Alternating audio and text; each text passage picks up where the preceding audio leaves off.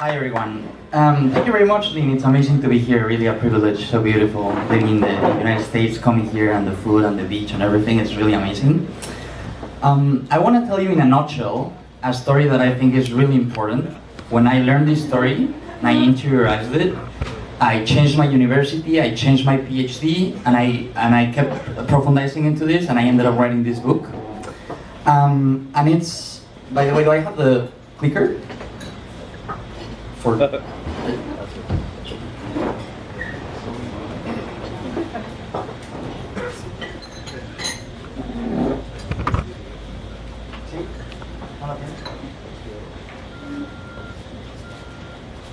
Lynn, they do not have the slides.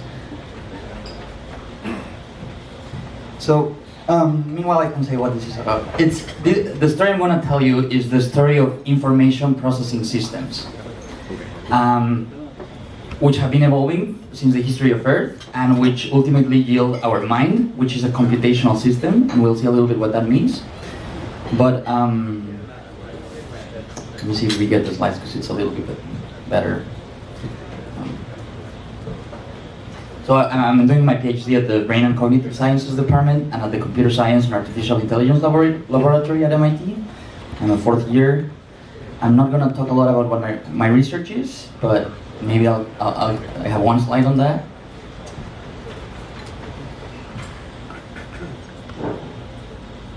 I grew up in Cuernavaca.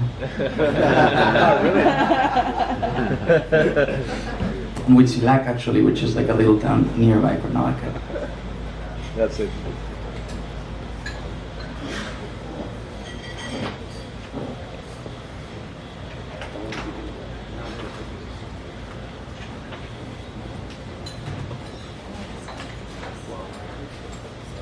Gracias. Okay, so it doesn't have the animations, but it still has the slides. So the story begins with life, right?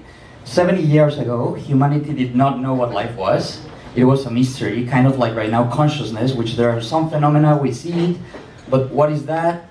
Maybe something magical or has to do with the soul or something weird, similar to what happened with electricity 300 years ago. It turned out you had to reconceptualize everything and think about a new particle called electron and re-explain everything, and only once you reconceptualize it like that, you can understand what that was. With life, we were like that 70 years ago, but now we know that's not the case.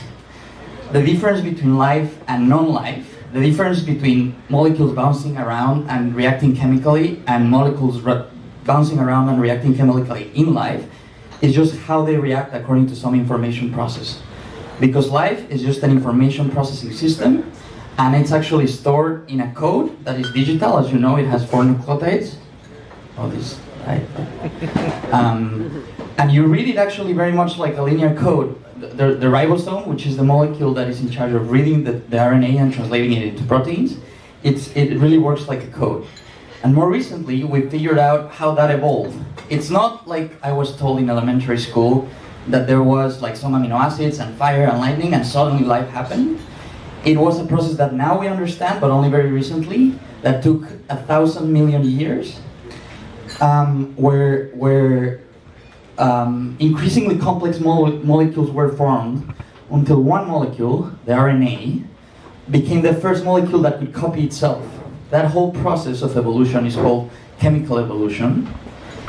And eventually, it created the RNA, what scientists call the RNA world. And eventually, these molecules kept sophisticating and life consolidated. The slides are not working. Sorry.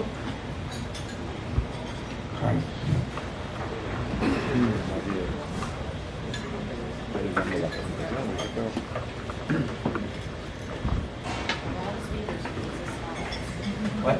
Of all the speakers who use these slides, the guy talking about RNA and DNA. Very briefly, I'm moving on from that, but That's it.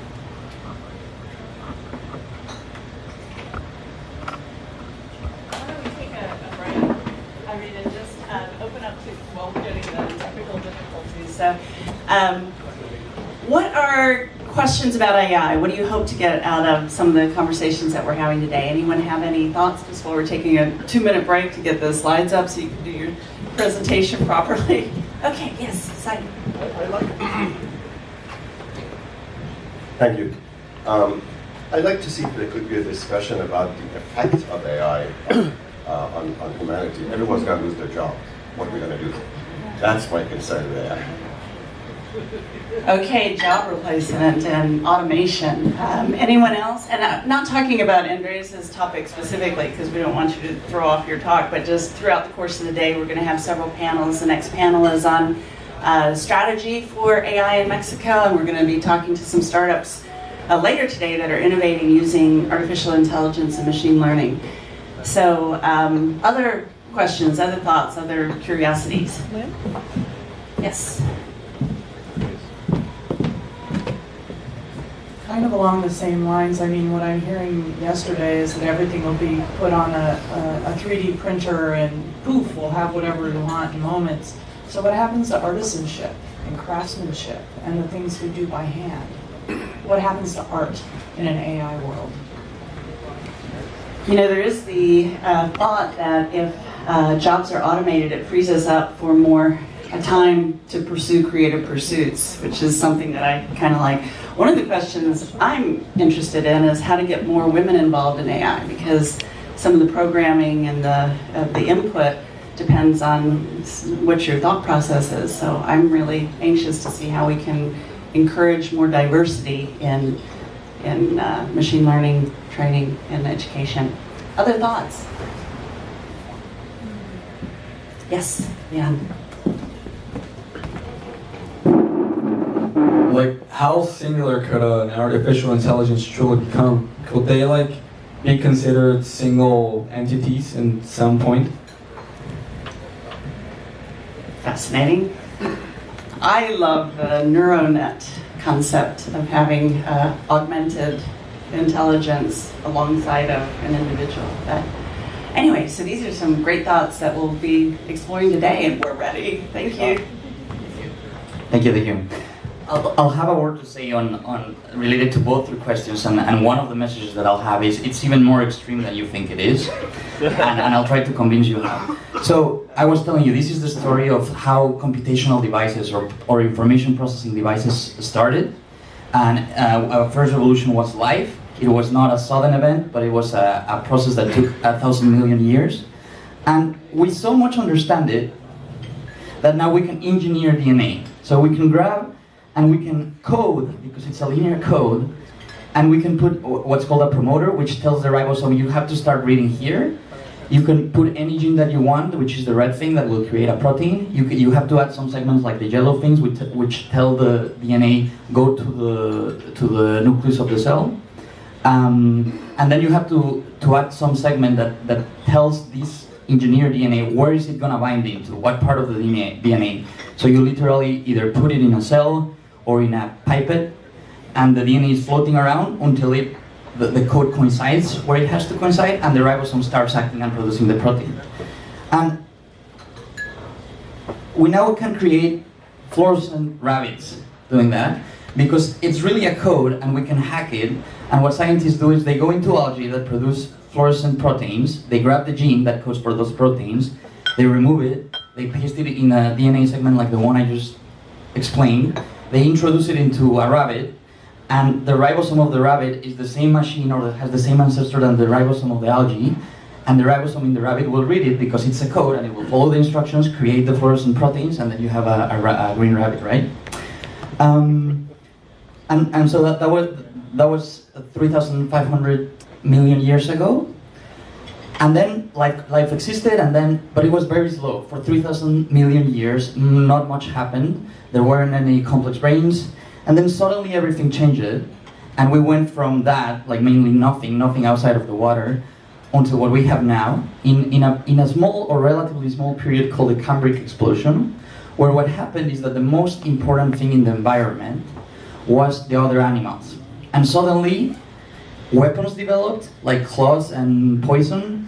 Defenses developed, like shields and camouflage. And more important for our story, motor plants, and the first minds instantiated in brains.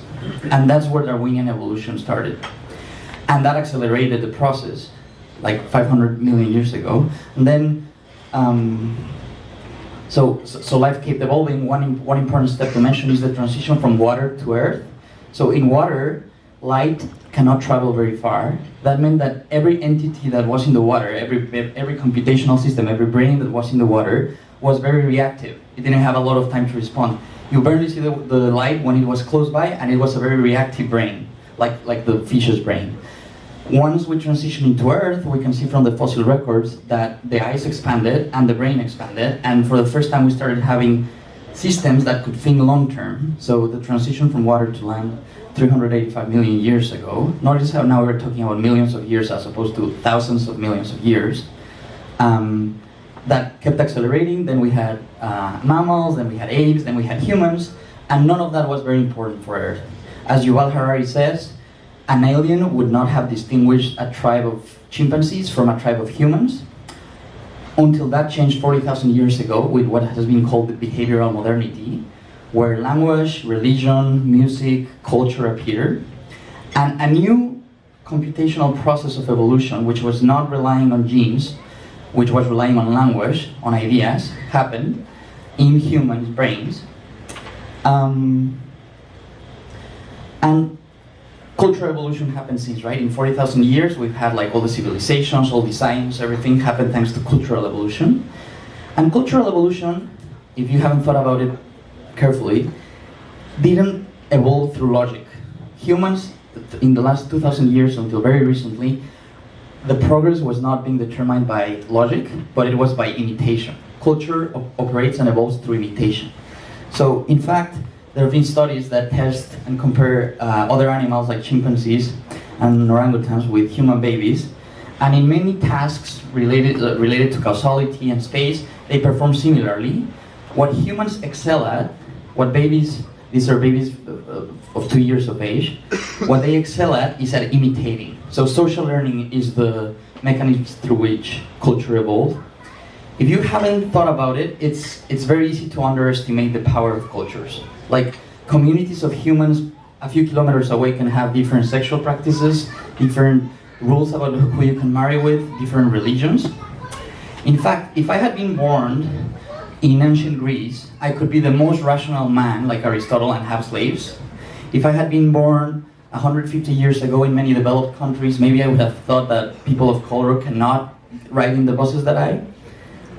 These are images of human zoos, or taken with a photography 100 years ago. In the Olympics and in other events, they would have human zoos. And the people watching are normal people. They are us, right? Like they learned seeing that was fine. And I'm just trying to emphasize here how the things we believe in, the fact that right now I feel comfortable killing a mosquito, or that we actually live in a planet where some animals like pigs live in a living hell and we're fine with that, and I almost don't think about it. Even if I do, that's fine with me. That's because that's a culture I grew up with, and that's how powerful cultures are, right? And this changed around 300 years ago, which is nothing. We were talking of thousands of millions of years, then millions of years, then thousands of years.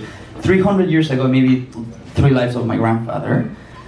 Consciousness, now using logic, instead of, actually they were opposing cultures, instead of just imitating, you can question your culture, you can ask, why should I believe that?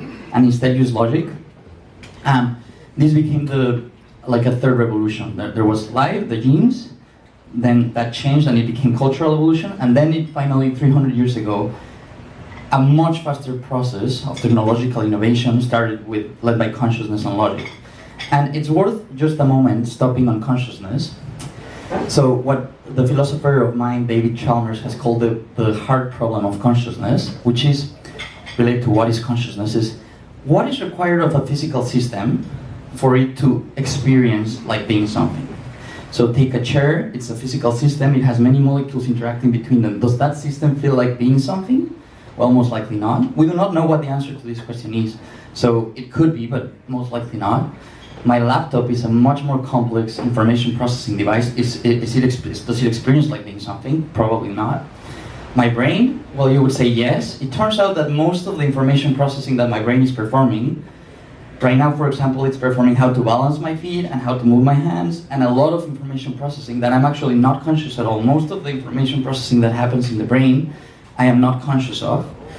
But there are some that are. And what is that clash of electrons? What chemical reaction, or more likely, what information configuration gives rise to consciousness?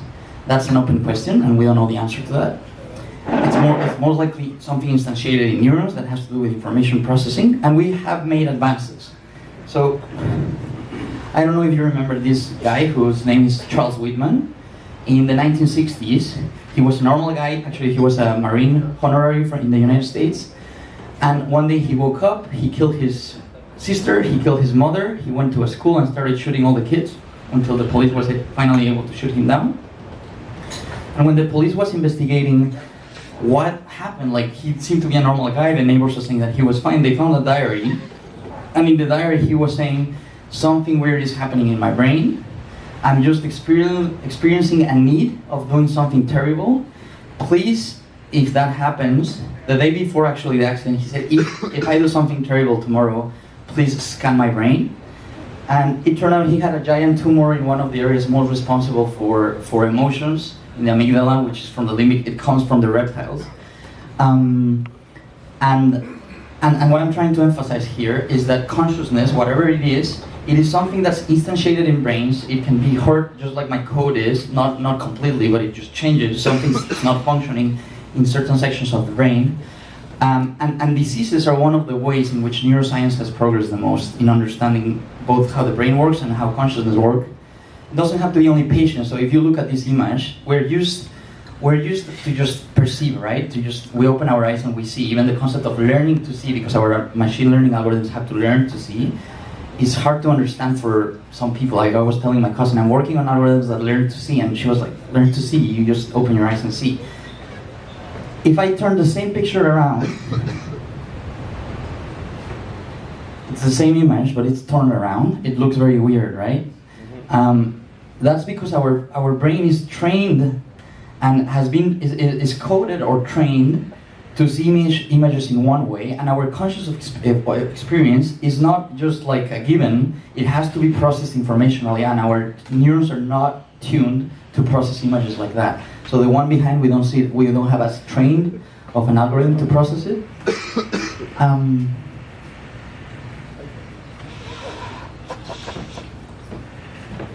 So this brings us to the so consciousness took the lead. The Enlightenment happened. Logic started being the driver of progress, and then a fourth revolution happened. Ahora sí que la 4T, which came with artificial intelligence, right? So as you might know, in 1950, Alan Turing said, in the first line of a very foundational paper, "Can machines think?" And he answers, yes, they can, because brains can think, and brains are computational machines. And now all of the brain and cognitive sciences departments in the US, or most of the people, most of the scientists, have converged that understanding the brain is just understanding the computational algorithms implemented in the brain. And all evidence indicates so. One of the best examples is computer vision. So in the 1960s, some neuroscientist, Hubel and Wiesel, got the Nobel Prize for figuring out that the first neurons closest to the eyes fired to vertical lines or to horizontal lines. Oh, sorry. As you move deeper into the brain, more abstract things are being computed. That's weird. Namely, the neurons fire whenever in the first layers, whenever there's a horizontal or vertical line. You can see very beautiful videos. The line being passed in the eye of a cat, and the neurons start firing only when the line is at the right tilting. And then as you get deeper into the brain, it becomes more and more abstract until deep in the brain you can find neurons that fire to specific concepts and more abstract things. So there's a lot of evidence that indeed what the brain is doing is processing the information in a very computational way. As you know, these are neural network architectures which have many layers, and there are people studying how related are actually the different layers with different layers in the brain. I don't know how much time I have, but so in the history of computer science, there have been two schools that also have parallels. in cognitive science. The first example, the first picture in the top is Deep Blue, which beat Gary Kasparov in chess in 1997. The second one, more recent, is AlphaGo. And they function very differently, right? The first algorithm, Deep Blue, it uses logic. So it explores a tree and says, if I move in this way, am I going to have a queen? Am I going to have control of the board? How many pieces am I going to have? And based on that, it calculates a value and takes a decision in a very logical way. AlphaGo, as you know, it's a neural network that tries many things, it explores, and whatever works well, it repeats it, and whatever doesn't work, it says, change the parameters away from that. The human brain has both types of learning too, right? Like a baby learns to walk by trying and trying and trying. It doesn't use logic. It's not like the baby says, oh, I have to move my muscle more to the right because I was failing. But there is also the logical learning. Like I can go to school, I can go to school and the slides keep moving ahead. But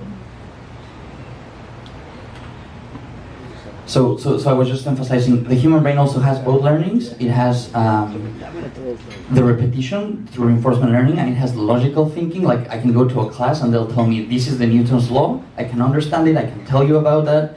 I can make a proof using that.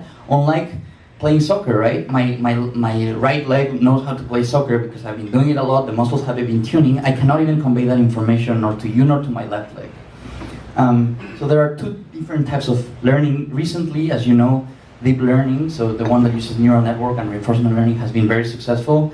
It's now in self-driving cars, in playing games, in robots, in natural language processing. But there are people that argue what we're lacking right now, because there's no doubt that right now we yet don't have algorithms that are as capable as humans as, for example, modeling their world. Like there's no algorithm, it can play Go better than a human, but it doesn't know that it's playing Go. And if you change the rules a little bit, like if you tell the algorithm, now you cannot put in the diagonal and the board is a little bit bigger, the algorithm would completely fail, unlike humans, where a human expert will very much be able to adapt and very rapidly be extremely good at the game, right?